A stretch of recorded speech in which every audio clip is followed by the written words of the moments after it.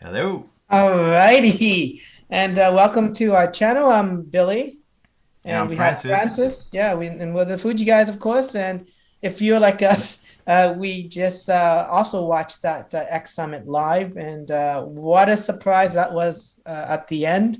Hello. They talked about uh, what's happening in 2022, right? So they didn't even tell us what was going to go on. It's obviously going to be our 10th anniversary.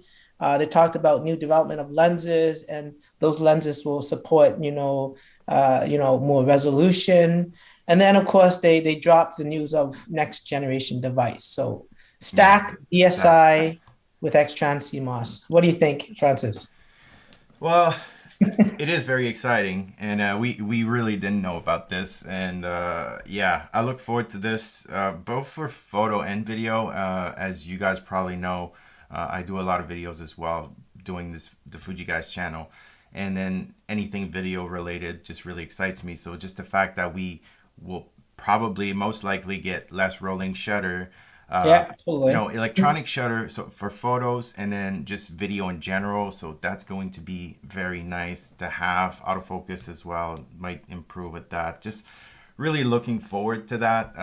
Anything new that we come out with that has to do with video really, gets me excited Yeah, every so time. I'm excited as well. I mean, a stacked BSI has several advantages, and speed is one of those. And that the readout from that sensor is going to allow us for many things, as you mentioned, rolling shutters, but potentially other things that will have big improvements on video. And as you know, our YouTube channel, we like creating videos, so we love hearing things that are more that are very. But we do photo. We love photography as well, of course. Hmm. So today we're just gonna, recap a few things and look at some of those products. So let's just get right to the gist of this and look at the 50S two.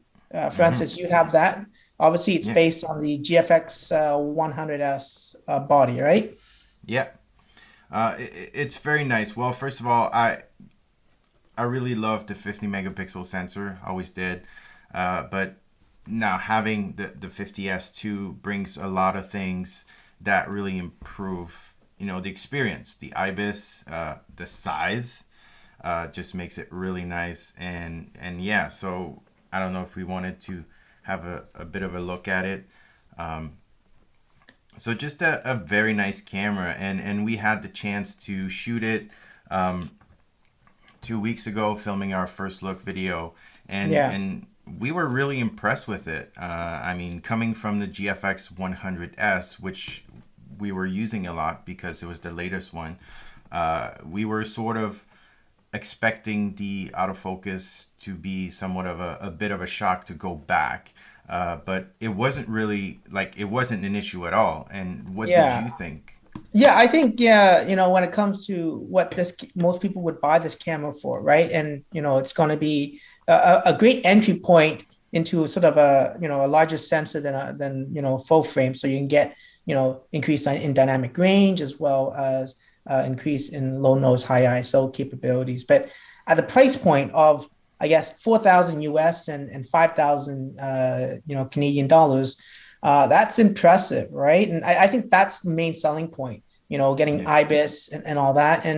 And I think, overall, taking this sensor, I think a lot of people actually like this sensor. I Some do. people have said to us that there's this different color to it. And those that group probably would consider something like this and pair that on with IBIS, right? And I think that's really the top point here, and on a much slimmer style body. It really feels like sort of a traditional full frame DSLR body in terms Yeah, of grip, weight, size, and I think that balance is going to be excellent.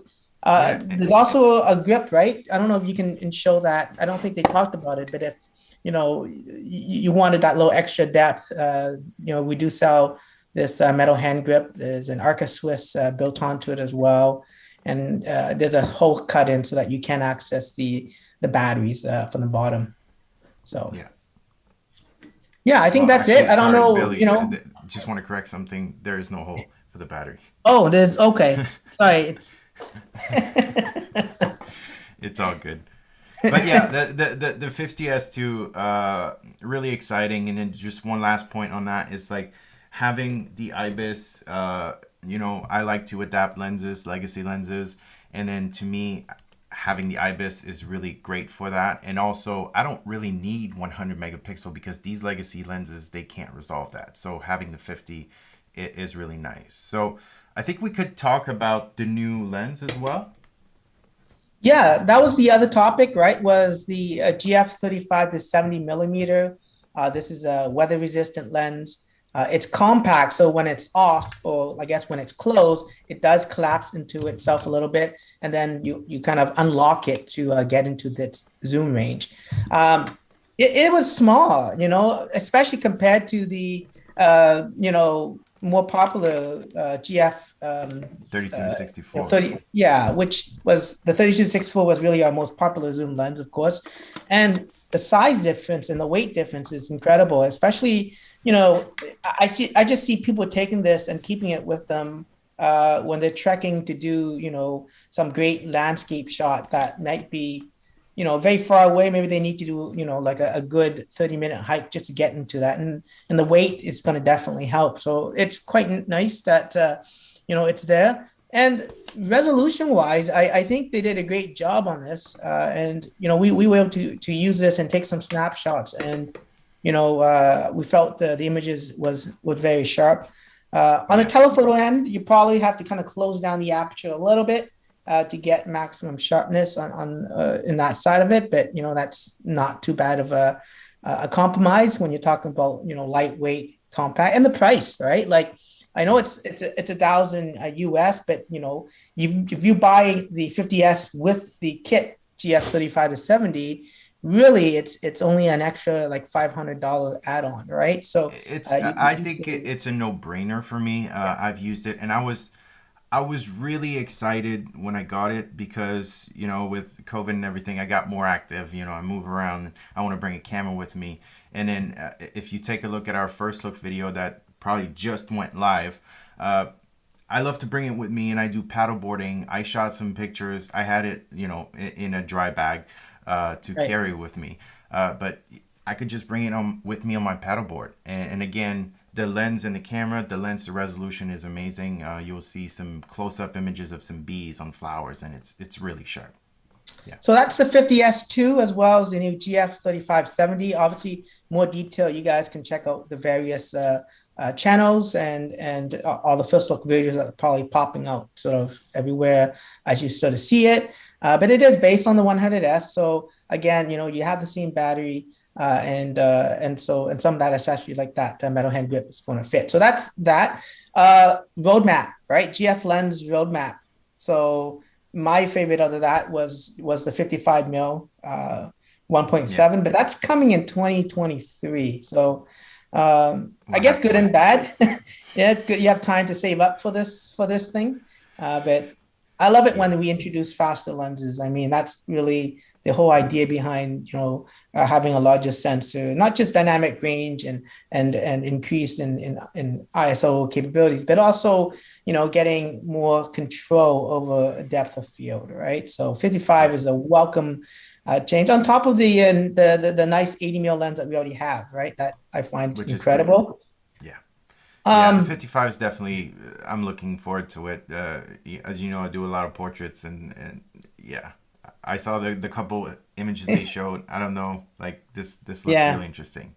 So tilt shift was another big one. This is a huge request from, it's a huge request from a lot of people. I don't know how many people are actually going to buy this thing, but it's, I think it's great that, we are developing a tilt shift for those that are, requiring that type of lens. It's big, right? Or at least the mock-up looks big. So I'm not sure where we're going to go with that. But at the same time, when you're doing, tilt shift stuff like architecture and interior design, things like that, you'll be on the tripod and things. So I don't think that'll be an issue. But yeah, I had sort of the same reaction as you did. Looks a little bit big. But there'll be people that's going to welcome that. So I think that's great. So there's no more like getting an adapter, trying to fit this into, and then, we get a lot of those questions, which tilt shift and adapters will work with, say the Canon lens or other lenses that have the tilt cheek capabilities. And then in 2022, we are getting a wider zoom. So that's the GF 20-35. I think that would be interesting as well for those potentially who are, again, probably doing a lot of landscapes, but even weddings, right? Like we always like to get that Yep. crazy wide shot, and that really brings in a unique look to the Yeah, scene. so you'll get 16 millimeter in terms like the equivalent. So that's a little bit wide for my taste, but I can definitely see that being useful. And in like you said, weddings. When I used to shoot weddings, I love to have like Yeah. very wide shot, people dancing and things like that. So yeah, definitely, we're going to cover a wide range of focal length in that GFX system. That's great. Alrighty, so that's the GF roadmap. Again, we have some time to save up for those that are in the system, and maybe that is a good thing that it's kind of out there. And when you do save up, you probably be able to afford these things. Let's talk a little bit about affordability and go down to our XF lineup of lenses. Well, we're going to XF, talk about the 33-14. Yeah. yeah, let's do that. So for me, the XF 33, I think this would be the go-to lens for us when it comes to filming. Yeah.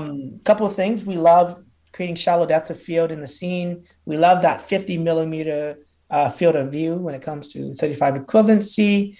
And it's priced pretty good, actually. It's 1,000 Canadian. It's 800 US dollars. And it's based on, newer technology, right? Like linear motors for silent autofocus. It's higher resolution, meaning it's probably going to potentially support those, new generation devices that Shin and Yuji alluded to. Mm-hmm. I think this is going to be a lens to go to. Now, as you know, the XF35 f1.4, this is the lens it's always on my camera. I really love it. Some countries call it the God lens. I don't even know what that means, but it does have a magical look to to the image, and this is why I love it. So that lens will continue to be sold. So you're not going to have to worry whether you don't have that choice anymore. Although now you have several choices in that range, right? You got XF35 f1.4 original version. That XF33 f1.4, which is this new one, which is linear motors and of course it's weather resistant as well. So that's obviously an added bonus. Every new lens is probably going to be weather resistant at the end of the day to support that. And then you have the XF35 f2 lenses as well. So there's some choices around that. For me, if you are doing video, and you could spend the extra dollars. Definitely the 1.4. I find it does give a big boost even over the f2. The new one. And and then of course, aberration wise, we filmed the 35, right? In our first look video for the GFX 100S. So check out that video. It should be live now, but you'll see that in certain scenes, there's a lot of that chromatic aberration because we shot it wide open, and when light hits, you can see some of that. So the XF33 definitely will clean that up, a lot, and that's why it's going to be our go-to lens to shoot with. Yeah, I think so. Autofocus is very good. I did shoot some videos with it yesterday, and it looks really nice, and the chromatic aberration is definitely, absent, Right. I would say. So that's perfect. Let's look at the 23, and you can talk about this because, this is the focal length maybe you enjoy more than I. I'm not a big 35 millimeter fan. I find it a little bit too wide, and it takes a little patience to capture things. I like to be more focused. So, let's talk about that a little bit. Yeah, so the 23 mil, which equates to a 35, while 35 field of view is my preferred focal length for photo.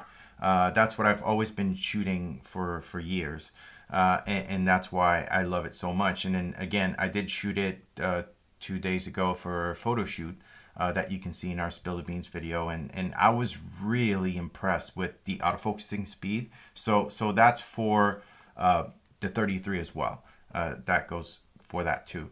But the autofocusing speed and the sharpness, and even, it's a wider lens, so 23 compared to 33, you still get a lot of bokeh, like very pleasing autofocus area. And also the fact that you can focus so close, 10 centimeters from the front element of the lens, you can get really close to things you want to photograph and get somewhat of a wide perspective. And then also, again, you get like that fall off of focus that is super nice. So XF 23 mil 1.4, it is replacing the older version for this one. It is. So if you like that clutch, system, I guess, grab that lens while it is. But personally, having weather resistant, and autofocus now is so great. And there's even that we even have the feature with when you have autofocus, you can enable autofocus with manual focus, meaning you can half press to get autofocus and fine tune it, right? So you still get the best of both worlds, really. I think the clutch system, for some, they prefer it. I don't. I just rather have faster focusing and that. And the price point wise, it's $900 US as well as 1125 Canadian in terms of pricing. So that is the lens. Can we see? Do you have those lenses there with you? Yes. Let's just take a quick look at it and see. For the viewers here, since we do have the products, you got 3 lenses there. So why don't you just? So I got the trio. So as we mentioned, we're going to be using the 33. They all look alike. The 33-1.4 going forward for video, because that's our preferred focal length. But the fact that they all share the same, well, not all, these two anyways, the 58 millimeter, that means we can use our ND filter and switch really easily. So having the 33 as well as the 23 on the same side, we can go to a little bit wider field of view if we wanted, but we really like to have some bokeh. So most of the time it's going to be this. So as you can see, the 3 are fairly similar in size. So I'm just trying to line them up. But and then, do we have anything to compare this against in terms of size, aside from your hands? For size, a pencil, a pen. Let's just take a look. They are larger. Like the XF33 is larger than the original XF35 1.4. So if you're looking for compact size, you might consider that, or even the F2 series, right, which is really about portability. But so I do have here like the 18, for example. So this was a very pancakey lens. But if we I got all my lenses I got the original 85 here as well. So all of my lenses are downstairs because I was filming the video. But let's say the 16 here. That's what I have to work with.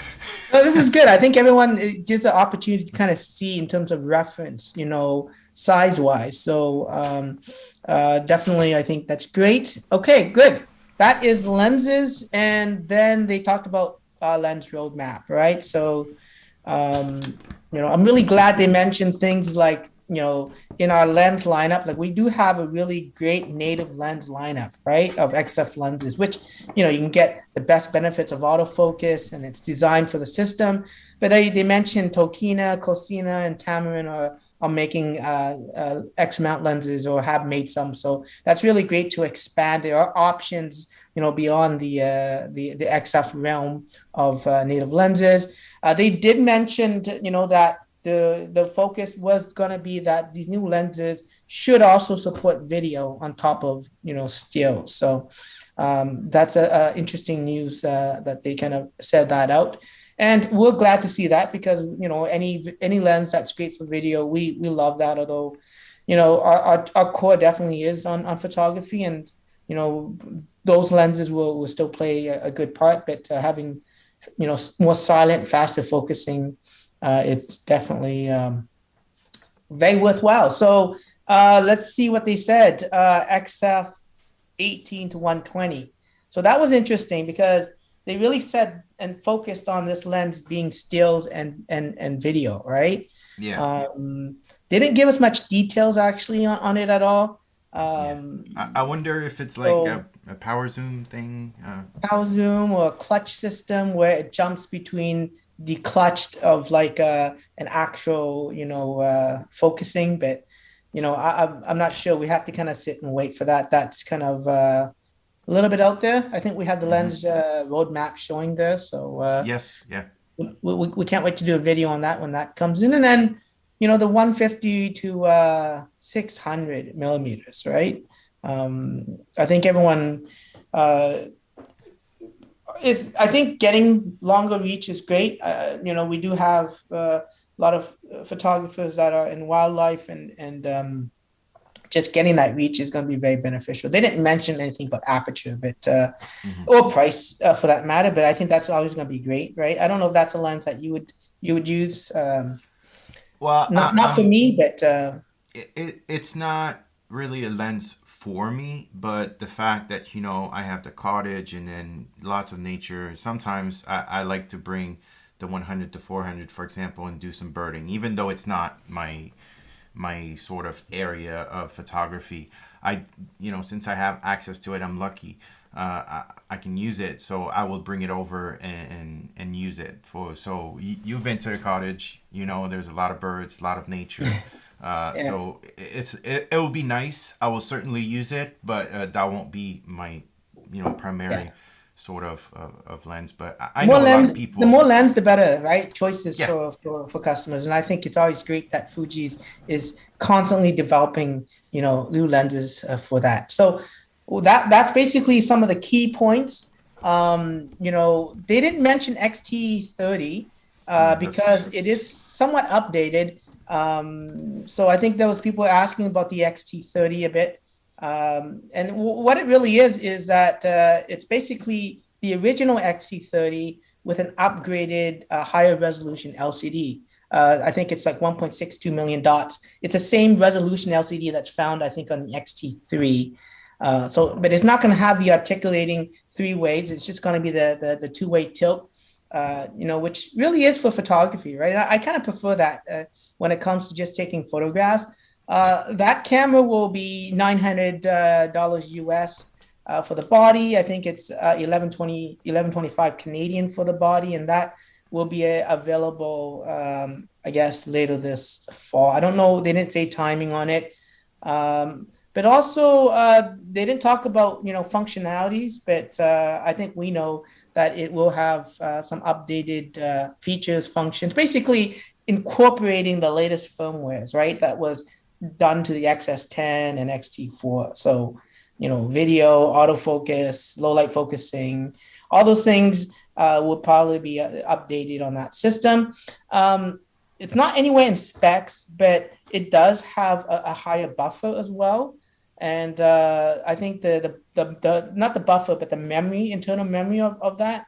And so potentially it's capable of supporting some of those upgraded functions from the XS10 and XT4. So That I would be think people great. can see that on I think there's on product pages. You probably see some more information on that if you want to look at it. But they didn't really talk about the XT30. That's still my favorite cameras. That's You what I know, was going to ask. Is it you still your know. favorite? Because then it just got updated.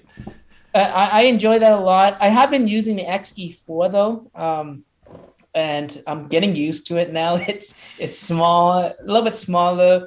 Yeah, it doesn't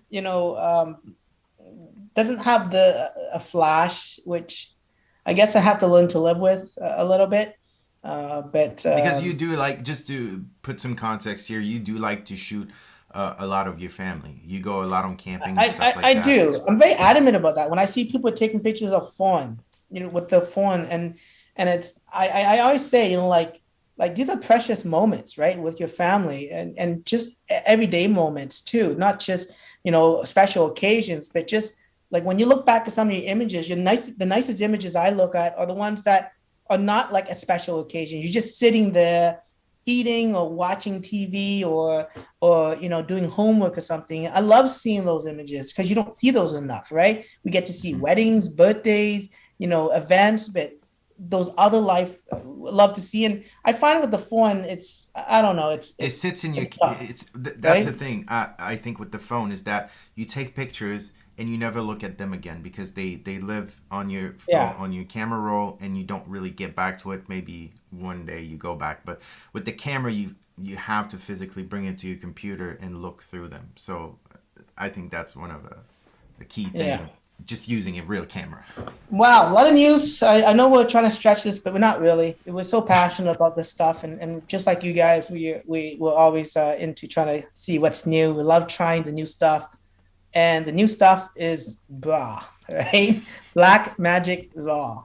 So this is I wouldn't say surprise announcement because Blackmagic Raw is an open platform. So that means that technically Fujifilm doesn't have to pay out money. Where things like motion JPEG codecs and H.265 and all that stuff, there's some added cost. So I'm glad they're taking this open source that Blackmagic has provided, and they are going to incorporate this. I think first with the GFX cameras, they didn't really specify which model. I could only assume the 100S.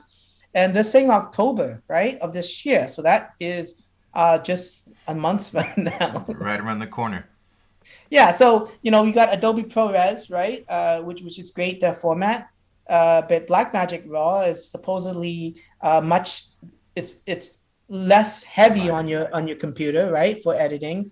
It still benefits from the versatility of Raw. Like for us, right? Well, you have the challenge of editing of videos, right? Like color grading, the changing of white balance is such a pain because you're filming, the sun comes out. Like we're not a movie studio where we can put gajillion people blocking the sun and we're whatnot. only two. So, so we got this ND filter we got to adjust, but white balance, what a pain, right? So to have raw capabilities, that would be, I think, really good. Like at least from your perspective of color grading, it should make it a little bit easier, right, to match footage in different scenes. So I'm excited to try that, but that would mean that we would have to film all of our FUJI Guys videos on the GFX system, which would not be a bad thing. But it would also mean that we would need a recorder. So that just adds to the weight. And as I said, we're a small crew of two. So carrying stuff around is it is not ideal. So the lighter, the smaller, the less items we can bring is somewhat ideal. Yeah. Now, like ProRes Raw, I believe this is probably an external recording, like probably a device that like a Blackmagic recorder in order to record it. But we don't have that info yet. We would love everything to be recorded internal, but again, some of that detail is not there yet. So hopefully, we'll make a video on that alone just to talk about raw options, including Blackmagic Raw, right? That would be great. Yeah. So they also talked about the XLR adapter, but let's get into a little bit more details about that. When we film our videos, we're not a professional studio, so we're skipping the XLR thing from our end, but it is really nice that for someone that really needs to deal with handling balanced signals, right? The XLR is definitely very beneficial. Now we are working with this brand, which obviously make the Tascam audio recorders, right? It's going to be very interesting because without firmware update, then the device will require 2 AA batteries to operate, right? So there's, I think, a box that's included with it to get it powered because it's delivering this balanced audio, and then it goes into your 3.5 millimeter microphone input on the side. That is before firmware, but once a firmware update is applied, and I believe that they're working on the firmware for the XT4 and XS10 first, with potentially the 100S GFX following, and then hopefully as they sort of develop, they start translating it down to other cameras, that would be ideal for using an XLR, right? Like I don't, so there's certain cameras probably that you never film with video, but so we'll see where it goes in terms of timing on that. But that is sometime I think next year, early next year, for the firmware update. So with the firmware update, it becomes now the hot shoe contacts provide power to this device. So now you don't need to run the AA battery box. And then the other pins are now used for digital audio. So you can capture 2 channels. That means that you don't have to actually run a wire to the microphone port on the side. And if you did do that, you can then record 4 channel. Well, you connect another microphone or system to it, and you can record 4 channels all into the signal itself. So the 2 channels coming through the hot shoe pin will be digital. So that's going to be nice, because then you have more control over the audio quality. So that's a little bit of detail there that we kind of wanted to share with you. And if we can get our hands on this device, it's kind of, yeah. When I first heard of that, like going through the hot shoe, like we don't have a multi-interface or anything. That's right. It's so impressive how it works. Like you can do that, so it's really nice. And like you said, it's probably something we won't use just because the nature of how we record things and the possibilities and just stuff. But just the fact that this will exist is like opening up a lot of possibilities. Yeah, if you're doing interviews, for instance, I think this is like perfect for that, right? Like that audio is a big part of any videos. It's actually, I would say 60 or 70%. I say 99%. I don't know, because when I hear like peaking audio, like it hurts me to hear that. And we do that mistake sometimes once in a while, but it's so annoying. It hurts. You can have great footage, great like beautiful cinematic B-rolls, and we can collapse the black bars going down even further. We can put crazy anamorphic lights in, or put a fake string to make it anamorphic. But when the audio is just peaking, it's a killer. I think it's 99% collapse important. Enough about audio. We're obviously not a total video channel. We like I said, we do take photos. Francis, you do a lot of weddings, some product photos. You do some skateboards, some commercial stuff on the side, which is always nice. And we all need side hustles nowadays. With you always need side hustles.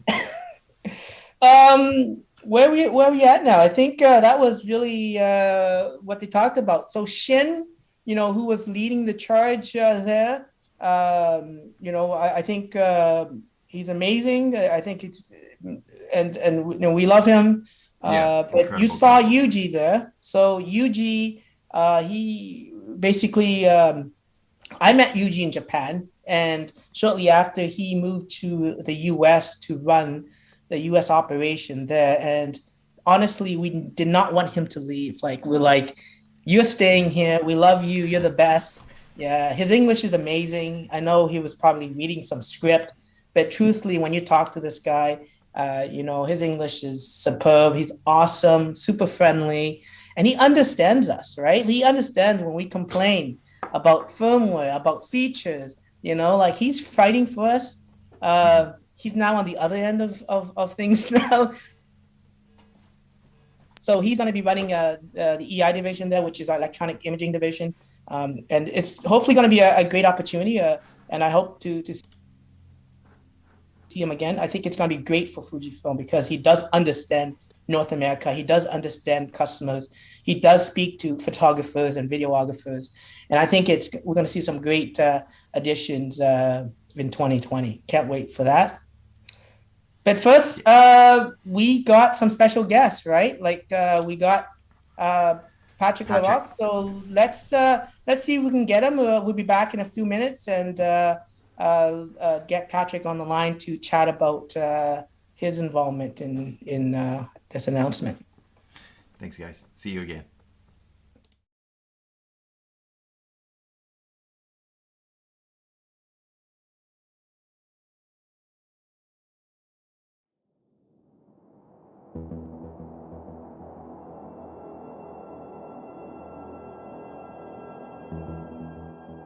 I like Susan Sontag's description.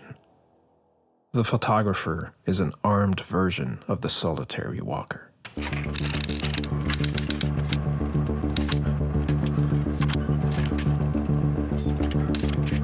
But we're not armed for violence. We are armed for exploration.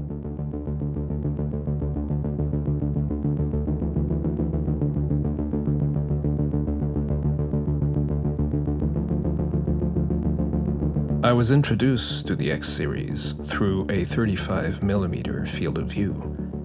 This was back in 2011 with the original X100. It's a camera that's a milestone in my journey as a photographer for many reasons. But that fixed 23mm 35 equivalent lens was a big part of it because it became your eye.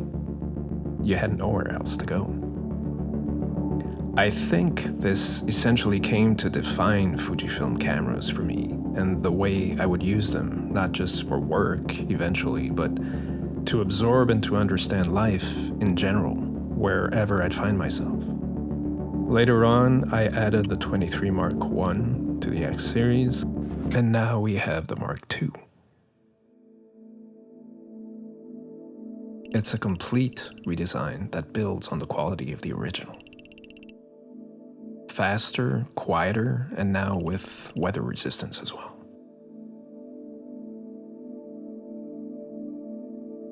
Cameras are tools, lenses are tools, and yet they sometimes transcend those boundaries.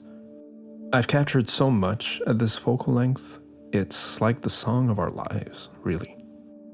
Lives in constant transformation, like the beating heart of a city. Pick it up.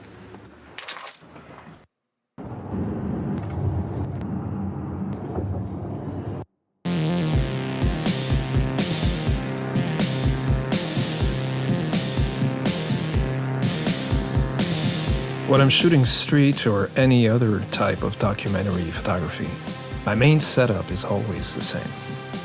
I use aperture priority, the camera is set to auto ISO, and the shutter type to MS plus ES.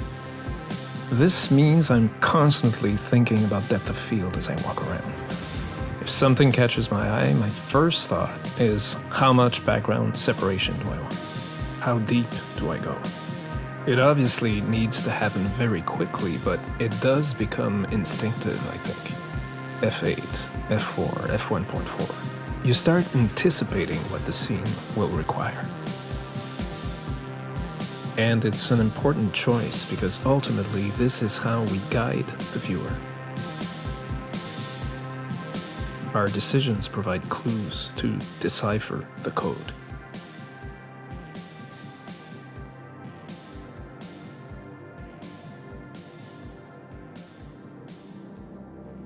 But beyond the technical lies the truth we are seeking.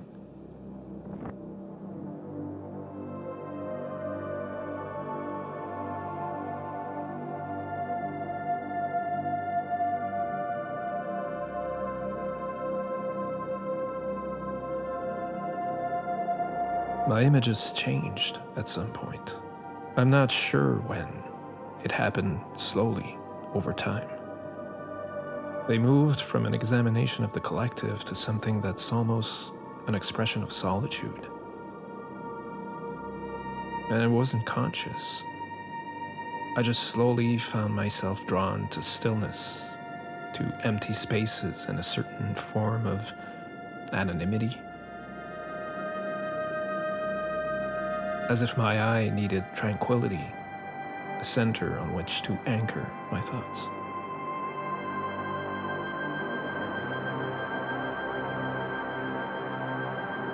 I don't know why, but what I do know is that our photography is bound to the person we are at the moment of capture. Our hopes, our fears, all of it. And we are in flux. Our world, our lives, our souls.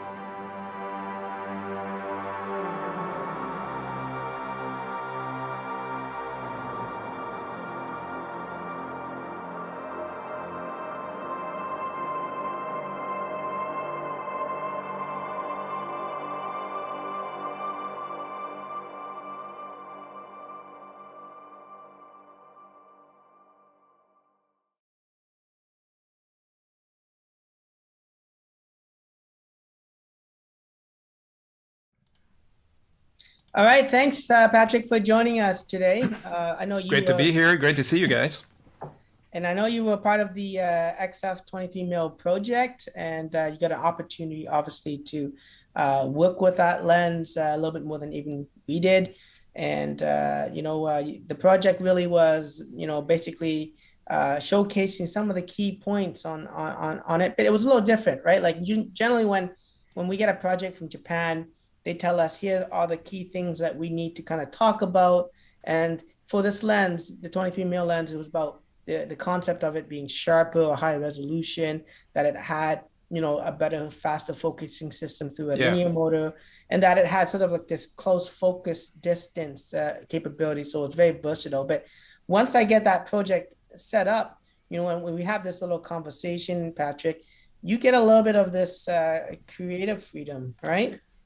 I do, and that's yeah, exactly. Basically, you brief me on the product, but it's not like there's not a list like, okay, be sure to mention the number of aperture blades on the lens, and no. So and it's actually quite a privilege to be able to create a project like this and have that sort of freedom, because it doesn't happen very often, especially on in the context of a commercial product launch.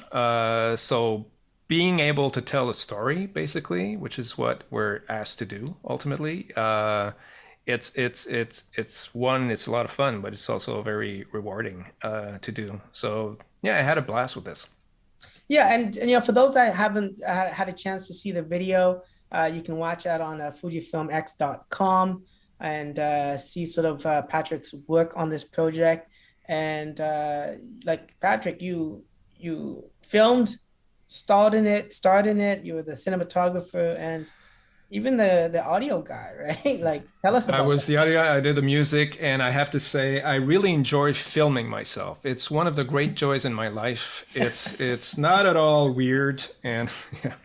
Actually, I had a bit of my son helped me out on a couple of these things, which was cool. My daughter had helped me out on I did the 18 millimeter thing as well a while back. So, yeah, they're getting at that age that they're starting to be useful, so that's fun. I'm using the whatever's on hand, basically. But right. Yeah, and it's fun to, it's Francis, you and I did a bunch of these over the years, and that was great. And then the pandemic hit, and I had to start doing these on my own because I didn't have a choice. But it is fun to control the whole thing, and it's a lot of work, but at the same time, it's very rewarding to do. So XF 23 mil, that's basically a 35 mil equivalence, right? So taking that to account, what was the idea behind the project? If for those watching the video, Yeah, well, basically that was the idea. Anytime you get a project, any type of project, you start thinking about what it is you want to say, and right off the bat, this was obvious to me that I had to talk about the focal length itself to begin with, because it was so instrumental in my journey with Fujifilm, but also in photography in general. So I knew I had to talk about the 35 millimeter field of view. And I also knew that I wanted to do street photography as well, because in a way, everything that matters to me in terms of photography, it kind of began with street and documentary, and everything just sort of expanded from there. So yeah, that was pretty much the framework for this. And then the fact that, it's a new generation of this lens. So it sort of made sense to me to talk about a before and after. Right. Not just in terms of the technical standpoint, but from a personal standpoint as well.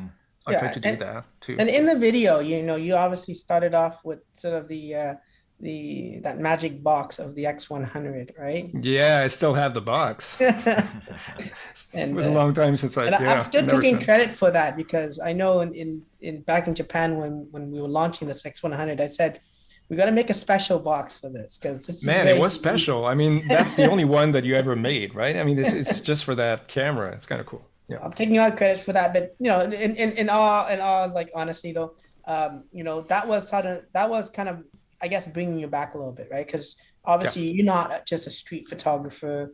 You do a lot of commercial work as well, and editorials, you're not confined. Although people think maybe you're a street photographer slash, Yeah, documentary. no, that's That's your really more passion, of a right? personal thing. Yeah. Yeah. So, this project bringing you back, I thought the imagery was great. Especially Thanks. the typewriter, right? Like, tell us about that.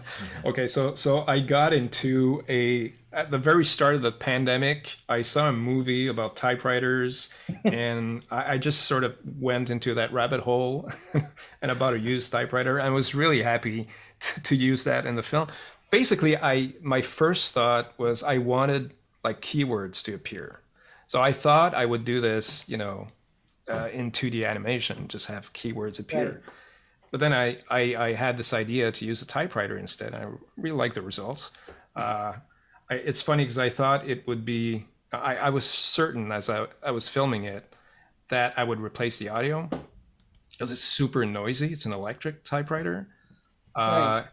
But I started editing and then I played it and it was like, and that's the sound from the camera. It's just basically, but it's so analog. It sounds really cool. So that was kind of fun. Yeah. Nice. Yeah, for me, typewriters, in school, like, I actually learned typing.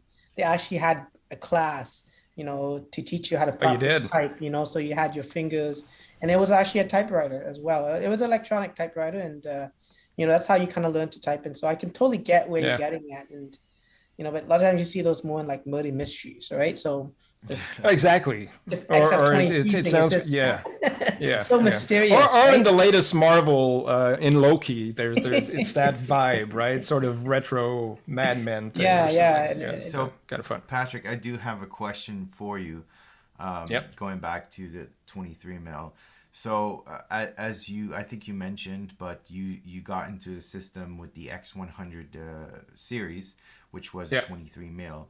And then you mentioned we did a couple projects together, and I remember that one time we were driving, and then you were using the 35, and then you told me like this was your go-to lens for now. So Yeah. how was it to go back to that 23 mil, that wider perspective? How did that change your approach, and did it benefit Yeah. you in any ways? Yeah, it's a good question. I did. So I never stopped shooting 35 because I still shoot. I have tons of X100 cameras laying around. Too many, possibly, but so I still do shoot that focal length. But you're right. At some point, I think around the time of the X Pro 2 and the 35 F2, I think, I started shooting that kit a lot. And my eye got sort of used to 50 field of view as opposed to a 35 field of view. And it became sort of my go-to. This was actually really fun to do because I kind of remembered the way I used to shoot. Because it is very different. A 35 field of view is very versatile, right? In terms of what you can capture. Because it can look very wide and it can look very intimate. And so there's a lot of interplay in there. Yeah, flexibility, basically. Yeah, So this was a lot of fun to I go agree with back you. to that sort of- I like the 50 mil, and it's a little bit easier to handle because it's very focused a little bit. And going to sort of a 35 equivalency, which of course this XF-23 lens is, Exactly. it does change the way you look at things, and you have a unique perspective, right? Like, of it, because it's not just street, it's not just wide all the time. You could shoot close up, and I think you had an opportunity beyond the project. Like, everyone's seen the samples right now, probably some of the shots that you've done on the street, but maybe you have something to show us. Sure. That maybe done outside the project, right? Because people are always interested in what can you do when you're not being hired to do some work, right? And yeah, exactly. Yeah. Let me just switch to this. So basically, so these are images. So last weekend, I've had the lens for like 4 weeks, I think. So a lot of that obviously was focused on the project, but I got a chance to shoot it at home. And last weekend we went on our first family sleepover in like almost 2 years, which was an event in itself. And so, yeah, I got a chance to use the lens in that context, which was very reminiscent of my early days with the X100, basically. And let me just switch here. I can pop in the corner. There you go. There you are. Yeah, there I am. Yeah, so this is the type of, and you can see here there's very different point of views here. There's some very wide shots and some closer shots as well. If we go to this is the same weekend, I think it's probably even more obvious in these. So yeah, it's I do think of the 35 field of view, so the 23 millimeter lens in this case, as a kind of a Swiss Army knife in terms of versatility, you know, of what you can do with it. And just so you guys, let me just switch to the pointer here. If we can zoom in on this section here, just to show you guys how sharp this is. Even though I'm not a pixel peeper in any way, I don't really care all that much about that, but I you know, for folks at home, since this is a new lens, I think, you know, it's awfully sharp. Here's another example. That you get a lot of detail whenever you shoot. Yeah, and that one was wide open as well. This is another example. That's an old lounge chair. Basically, it was just a test, and I was basically shooting as close as I could. And this is the zoom version. Yeah, and I didn't do, you know, there's no structure. It is. Yeah, I didn't do any, this is a JPEG from the camera. So Patrick, speaking of sharpness, as you probably know, there's this this thing around in the Fujifilm X community, the 1.4, like the original 1.4s, had like special character or something. And then this lens is made to be, you know, extremely sharp and fast at focusing, really good for video. Do you feel like, even though the lens is super sharp, do you feel that it still has some character, or it's like very clinical? And that could be a very good thing for a lot of people, and then some other people, you know. So I just want to get your feeling, an honest feeling. I mean, if you feel like it's very clinical, it's good to know. Yeah, I'm not exactly, you know, I didn't do any side-by-side comparisons with the Mark 1. I never felt, when I look at the images, I don't see anything clinical. I wouldn't describe, I feel it's still very organic. In terms of the way it handles, it's very different. And I guess you could call that clinical. The fact, you know, the linear motor is very silent. So it's very sort of slick, right? Yeah. And it's clutch, a slight, right? There's no clutch. There's no clutch. That's the big thing. If that's the right word. Exactly. So, I mean, from that experience, right? Like, you know what? Yeah, even visually, it doesn't look the same. You know, it doesn't look as analog as the old one. You use the current one and now the new one. You had an opportunity through this project. Like, did you really even miss that manual focusing clutch? I guess. I mean, I'm sure there's a lot of people that are kind of thinking about this because this lens actually does replace the XF23, the original. Okay, does it? I was wondering if it that won't be available anymore once this new lens kind of launches, right? After stock is depleted. So there won't be that opportunity for the clutch. And I don't know if that is a deciding factor or not for you, if you know, just with the project and just personally using it. Yeah. I think for me, it is not. Actually, I for the past years, I've been fighting the clutch anytime.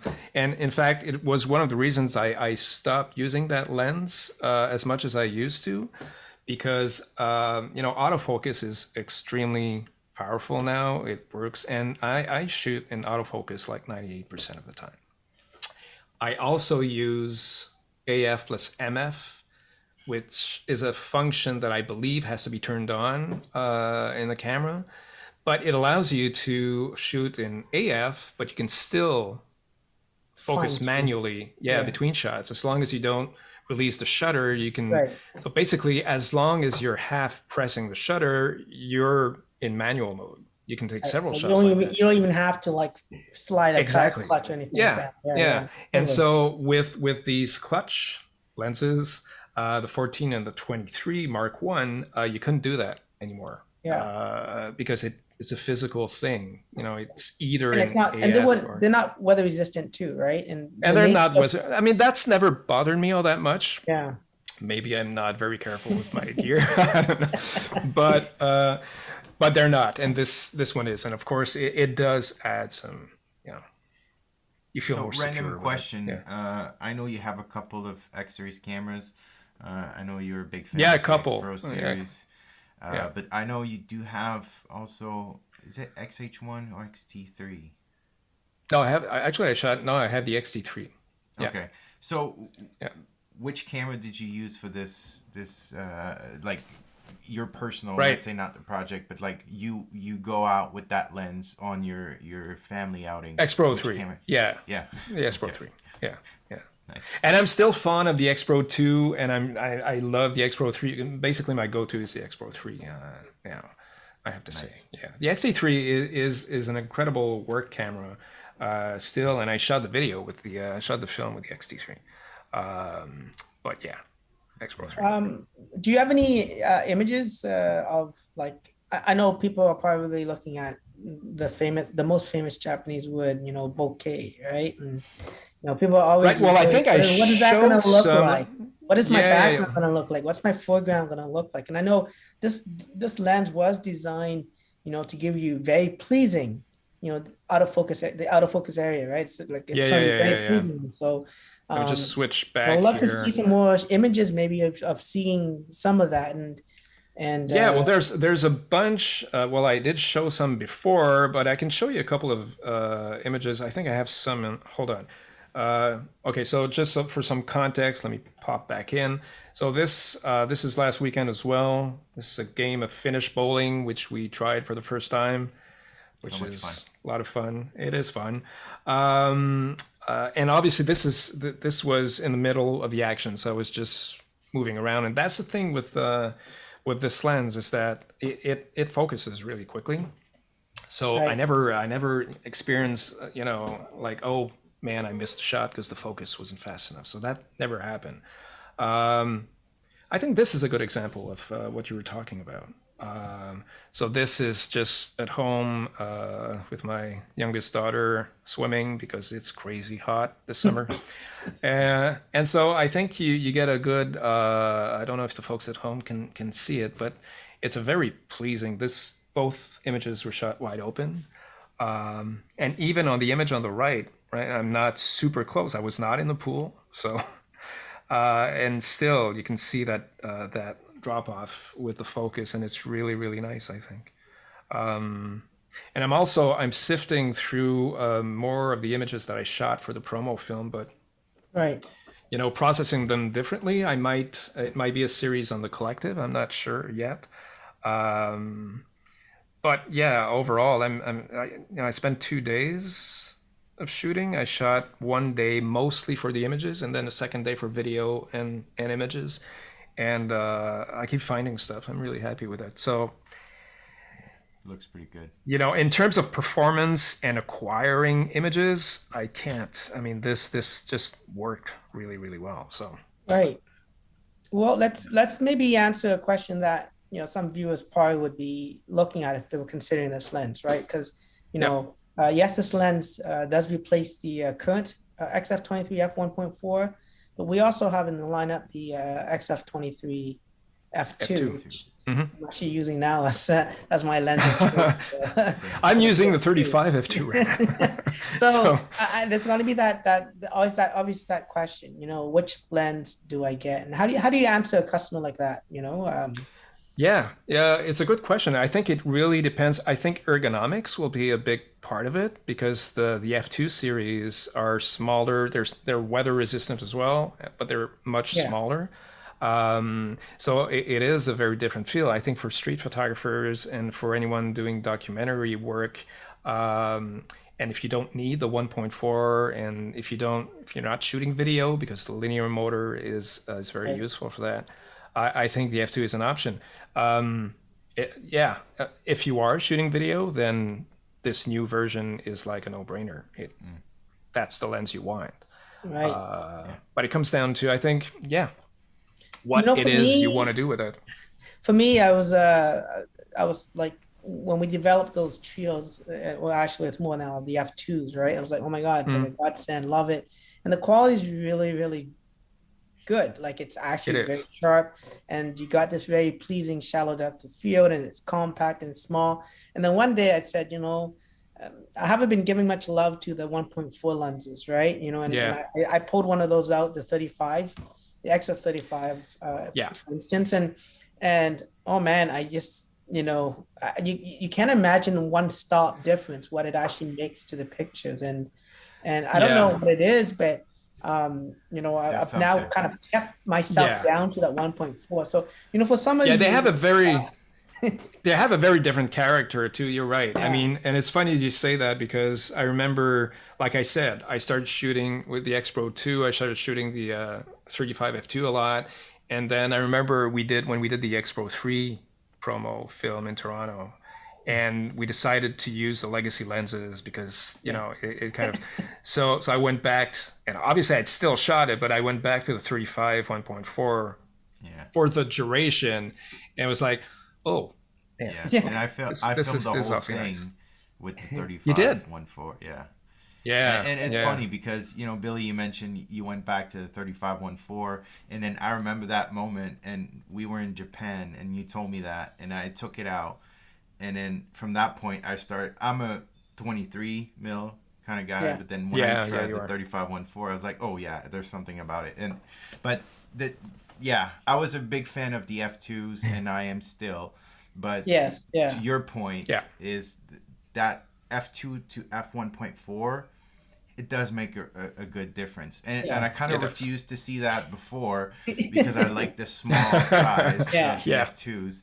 But then you really kind of so if your budget allows for it, and you have the room for it as well in terms of size, definitely you'll see the 1.4 series of lenses, including this new 23, stand out apart a little bit, and that's the reason why it is more pricey. Is you do see that one extra stop does make the image look a little bit different, and stand out a little bit more. So it's a much slicker lens overall, I'd say. It is, in all regards. All right, Patrick. Well, again, thanks for joining us and talking about the project today. And thank you. Again, it was fun. For those you haven't got a chance to see the promo video that Patrick did, take a look at it, because it's not selling you something. It's really just art in a form disguised as a product video, and I think it's excellent, and you get to kind of get a sense of the field of view of what an XF 23 mil lens would give you, and obviously it's based on some of the images today, it's very versatile. So again, thank you, Patrick, for joining us. Thank you. Thanks. It was fun. Good to see you guys. All right, all right, guys. We'll be back in a few minutes.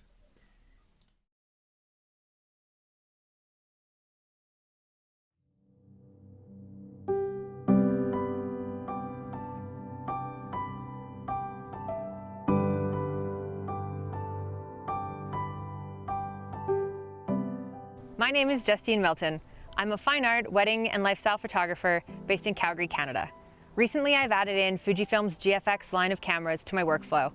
Typically, I shoot medium format film, and bringing in the GFX line has been absolutely incredible. It allows me the creativity and flexibility that digital cameras have, but it still maintains the beautiful style, the flawless grain structure that gives film a unique quality, and the 4:3 aspect ratio means that I don't have to think in a different format to keep shooting the style that I've become so used to.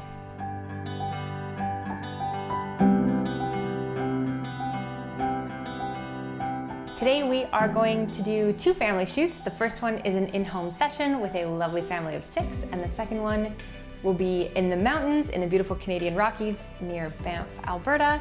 However, it is wildfire season for us, so it will be a little bit smoky and we might not be able to see the crystal clear mountains that we're used to. But that will give us a very beautiful effect in the photos.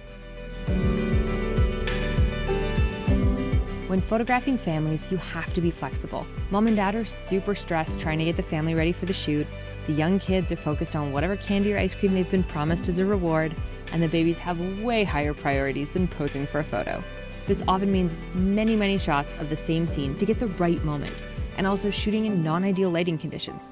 For most of my portrait work, I try to shoot film wherever possible, but with families, I really heavily lean on the versatility of the GFX cameras to allow me to find the most beautiful moments within the chaos of family life.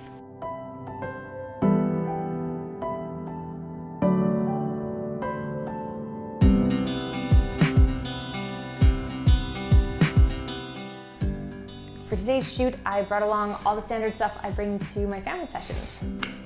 So I've got my light meter, my medium format film camera, my Fuji 100S, the Fuji 81.7 lens, my Fuji 50S2 with Fuji's 45 2.8 lens. And today I have the opportunity to try out Fuji's new 35 to 70 f4.5 to 5.6 lens, which I think will be really great for offering me a lot of clarity in the mountain detail with the backgrounds and the flexibility to shoot wide and portraits with the convenience of not changing lenses. GFX 50S2 has been the perfect addition into my workflow and my gear. I've already been shooting with the GFX 100S, and the integration of the new 50S2 was absolutely seamless. It's the same buttons, same dials, same everything, great coloring, allows me to shoot with dual bodies, and I have been completely smitten with this camera ever since I picked it up. The GFX cameras share an incredibly detailed and super vibrant screen, and Fuji's film simulations mean that the JPEGs are nearly client ready as soon as I take the shot, which is so great with families because it takes the stress away from the parents once they see how good things are actually looking and that the kids are cooperating just a little bit, enough to get at least one beautiful shot. And the kids absolutely love to get a peek of themselves on the screen. The touchscreen also lets me really quickly zoom to check that eyes are open before moving on to the next shot, which is so important when shooting large groups, even a family of 6, especially with really little ones. The GFX 50S2 viewfinder has a remarkable resolution. It doesn't flicker, which was one of my major concerns when I was switching to mirrorless. I don't love the idea of looking at a screen all day long when I'm shooting, but immediately when I picked this camera up and started shooting it, I was completely at ease with that fact. For today's shoots, I'm primarily using my Zeiss 80mm f2.0 and my Fuji 45 2.8. And I will switch out my Zeiss for the Fuji 81.7 if I need to take advantage of the GFX's really fast autofocus. Both the 80 and the 45 focus really quickly and super accurately on the 100S and the 50S too. I do tend to lean on the 100S's phase detect autofocus in much lower light situations, or for extremely fast motion, but in most conditions, both cameras have fast and accurate autofocus.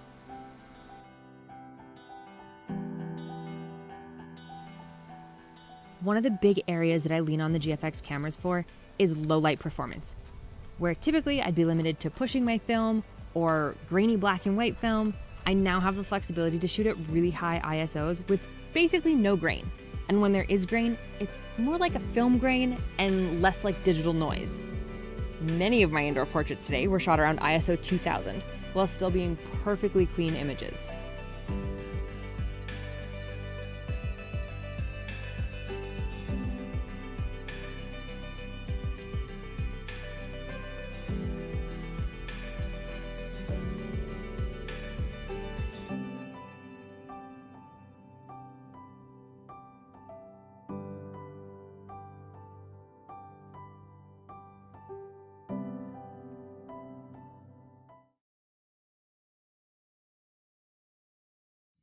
All right, welcome back, Justine, and thanks for joining us today in our discussion on the After X Summit event.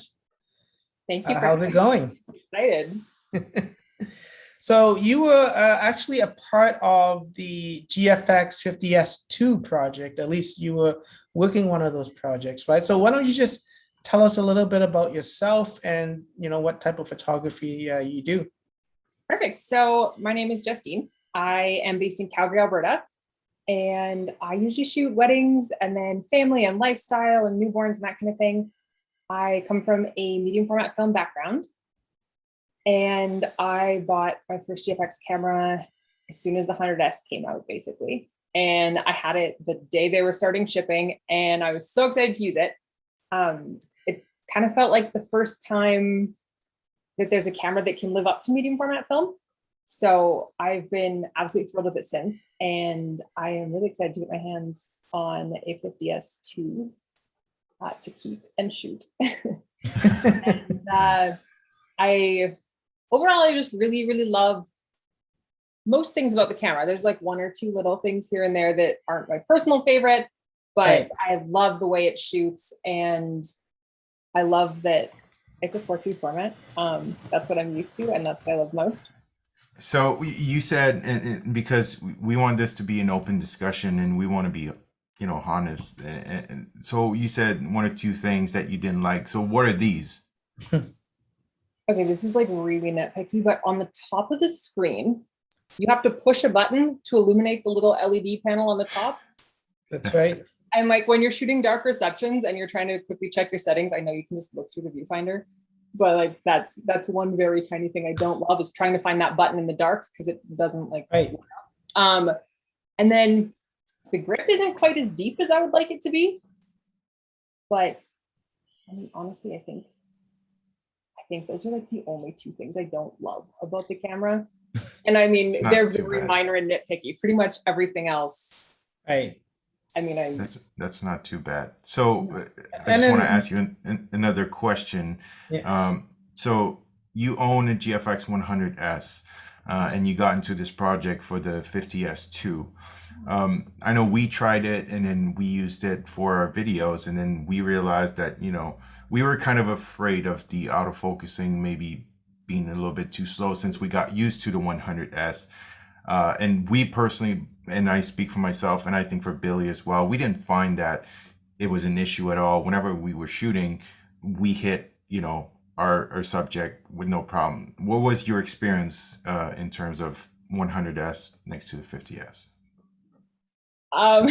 so in 100% honesty, that's just how I roll. I love the 100S. I don't feel that it's any slower than like any other, I don't know, full frame digital camera.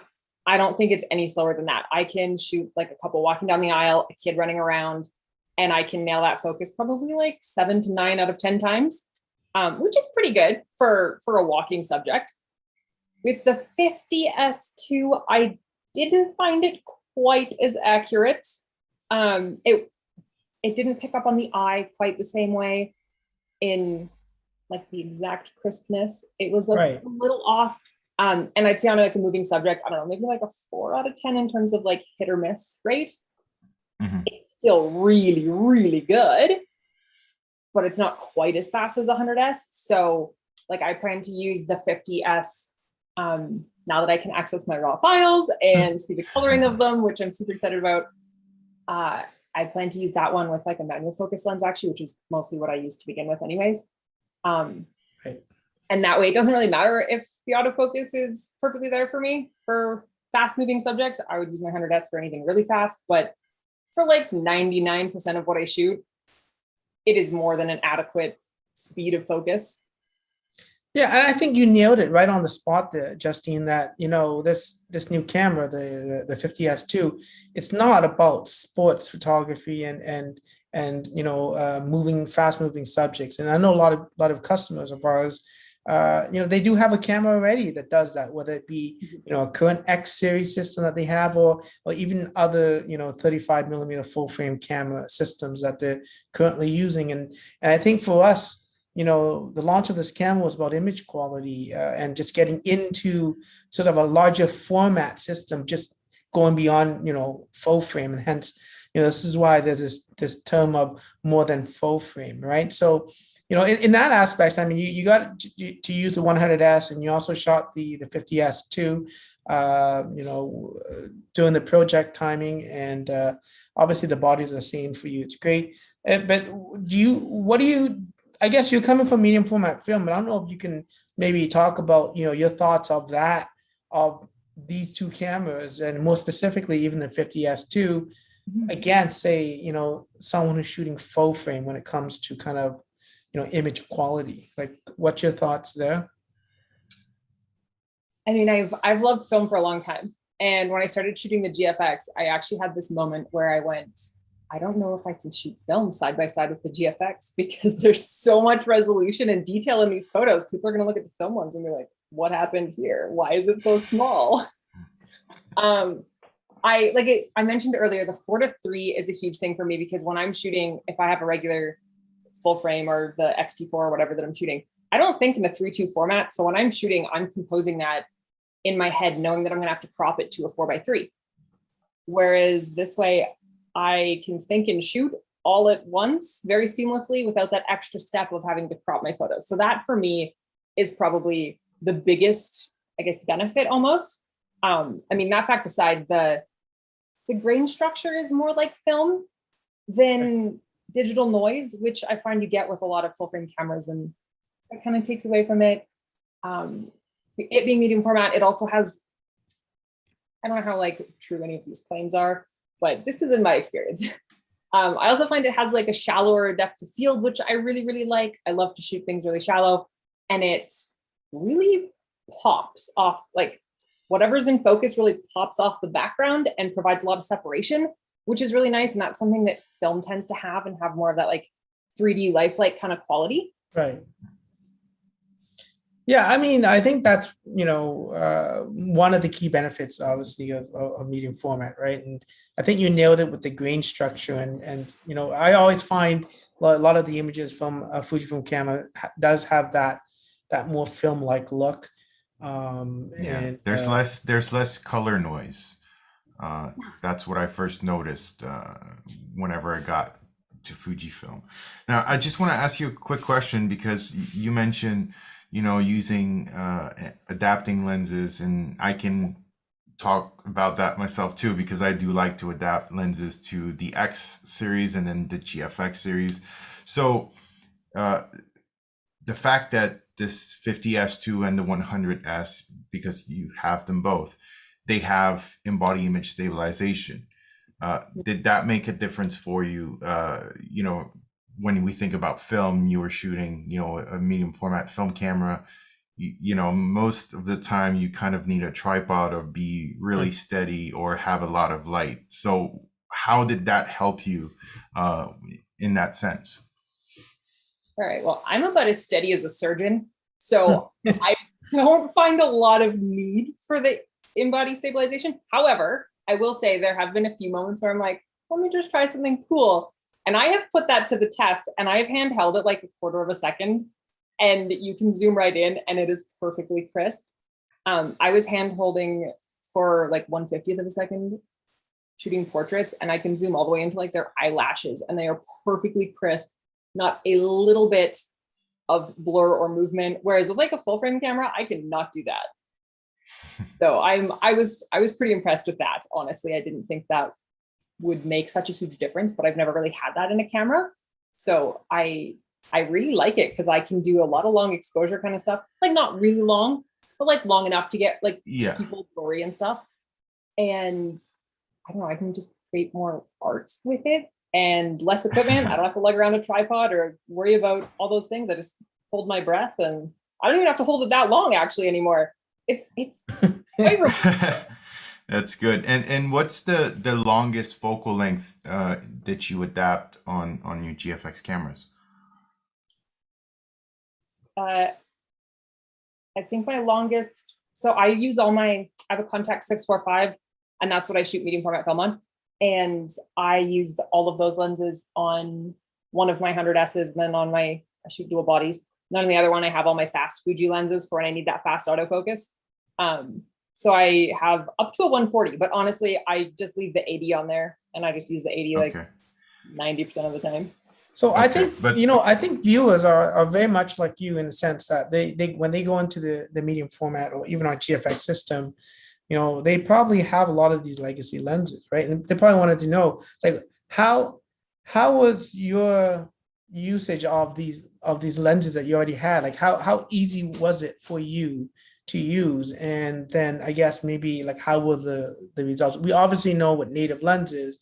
Obviously it's autofocus, it's faster, you know, it's and sharper and designed for it. But you know, there's obviously a lot of interested people that you know probably want to adapt. Like, do you have any I guess thoughts for those or? Yeah, so all right. So when I first got my camera, I hated it for like 2 weeks because it wasn't what I was used to. I like my contacts is literally an extension of myself. It is like another limb to me. And I know it so well, and it just feels like home in my hands. And so I really struggled with this. I was like, this new menu system and all the buttons. And it took me a long time to figure it out. No, like 2 weeks, not that long, I guess. But as soon as I got the adapter and put my lens on it, it was just that little bit that felt like home to me. And having that allowed me to fall in love with the camera because I wasn't trying out a new lens and a new body. It was just the body. And Right. then that was pretty easy to love right away. And then once I got used to loving it after like a month or two with my lenses that I'm used to, then I was like, all right, now I'll try all the Fuji lenses again. And I mean, the 45 2.8, I wish it was a little shallower, but it is one of my favorite lenses. It's so fast and so sharp. It basically sits on a body all the time and it never leaves. And then for like family portraits at a wedding, when I'm shooting with my contacts 80 for couples portraits, because you know, you only get 2 people in focus, it's pretty easy. But then switching to family portraits where like I need more of the consistency of the modern technology, let's say with the glass, and I can get like one whole focal plane crisp, then I have like the Fuji 80 and the contacts 80, and I use the Fuji 80 because faster autofocus. And honestly, like I know a lot of people talk about the lens coverage in terms of like covering the sensor and if it will hold up to the 100 megapixels or 50 megapixels with the 50S2. And I haven't had many problems with the contacts lenses on there, the Zeiss lenses on there. They work really well. They are softer, which is kind of nice because it's like a little bit of character. But at the same time, there's sometimes where you're like, I want this really crisp. So when I want things really crisp, I use my Fuji lenses. The 80 mil 1.7. The 81.7 is so fast. It's really sharp and I love it. I have come to love it more than I did at the beginning. I'd say the 110 and the 45 are my favorites though. Alrighty, so listen, if you know you have the 100S, right? But like, and this is kind of surprising to me, but you're wanting to actually after the project, you're wanting to buy the 50S too as well, right? Yeah. And even though you know that it's not the same, you know, sensor, which you know obviously has phase detection, but you still want to buy it. So like. Tell us about that, because you know that, you know, I think a lot of people are still kind of thinking, you know, should I go into the 100S, you know, and pay the extra or 50S? Like, what's your reasoning behind this? So I've heard people rant and rave about the original 50s, the R and the S for, I don't know, basically since they came out. In the medium format film world, people have ranted and raved about these cameras. Their only complaint was that they were really slow. And I was like, oh, 100S, great, bought it. And then I was like, oh, the coloring of these isn't conducive to getting a film look very easily. It took me a while of like struggling and like figuring out new edits and how to work with the colors to get them to where I wanted them. And when I'd heard about the 50S with the old sensor, so the old coloring, I was like, well, hey, I'll take some trade-offs for the coloring that I really, really want. And that's mostly for like really peachy skin tones, which is just my kind of style. The 100S is fabulous for like a lot of things, and don't get me wrong, the coloring I've managed to get with it is great, but the 50 just makes my life like a little bit easier with it. And so even though it's a little sort of focus, like I said, I mostly manual focus anyways. So I thought, yeah, let's try it out. Let's get that easier coloring for anything that I'm using manual focus lens on. And then when I want fast autofocus, I'll use one of my 100Ss. Makes sense. Yeah, it's interesting. And you know, I don't know if anyone here has watched the promo video that Justine, that you did. That was I guess, shot with an X-T4, 3, 4, 4. 4. Anyways, the video is actually quite nice. It really does give you a little bit of some of your experience in shooting families, kids, you know, the broken promises of kids getting ice creams or something like that. And I have kids myself, so it's so true that you you do anything just to get out, and kids hate doing photographs. I guess I think for those who haven't watched it, you can see it probably on the Fujifilm X-X.com website, and then there's will be an article as well that you can read about, you know, Justine's experience in doing that type of promo. I guess this is the first time you've actually worked with Fujifilm. What was your experience like in during a hectic wedding season for you, apparently? I mean, the hectic wedding season, yeah, and the quick timeline was a bit of a struggle, but I mean, we absolutely loved it. We've just recently gotten into video, so that was a fun challenge. And then, I mean, getting to try out something new is always exciting, and I mean, I love providing my feedback. And like I said, I bought my first Fuji camera in March. This all kind of happened really quickly, but I completely fell in love, and I'm not even kidding you. I sold all of my Nikon equipment, and now I own like 6 Fuji bodies, and like the whole range of lenses, because I was just like, yeah, I'm all in. I'm sold. I really like them. So I mean, yeah, I'm a fairly big Fuji fan, and I mean, working with you guys has been really, really great. Well, that's good to hear. What else do we have now? I mean, Do you have some images maybe to show? Oh yeah, let's look at some images. Project? We're talking photography and we haven't even seen a single image yet. Right. These are just a handful of the ones that I did for the project with the 50S2. And like, there's some pretty good detail in here, like this water droplet. And this is shot really shallow. And I believe that's on, here we go. I believe that one is with my Zeiss lens, so manual focus. And then this is one of my favorites, again, super guys. And these are all the JPEGs that I edited because I couldn't access the raw files at the time.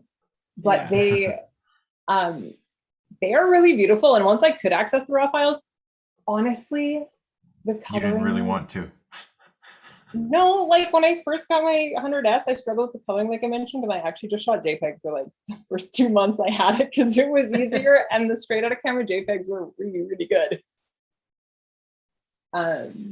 This is with the 45. I was obviously really going for some motion kind of stuff here. The kids jumping on the bed, and yeah, I love the tone of your images, by the way. Thank you. Yeah. It's like it's a subtle difference from the straight out of camera JPEGs, but it's very true to life, I feel. The 45 is so great, and like this was with the 50S2 autofocus with the 45, and like this was a split second of a moment when the kids were doing this. This was almost impossible to get, by the way. Everyone kind of cooperating, like everyone crawling all over, and the twins going back and forth, and this was absolute chaos. But so it's 45 again. This one is with the 80. And what these, I assume these were all natural light, right? Like high ISO or. Yeah, I brought a strobe with me, and then after like the first 5 shots, decided that I really like it without. And the ISO capabilities of these cameras is mind-boggling. I was trying to teach a lighting course, and at one point I was like, well, I shot this at 20,000 ISO. My camera can do that, but yours probably can't, so don't try it. These are beautiful. Yeah, this one was like 3,200 ISO. This was crazy. But like there's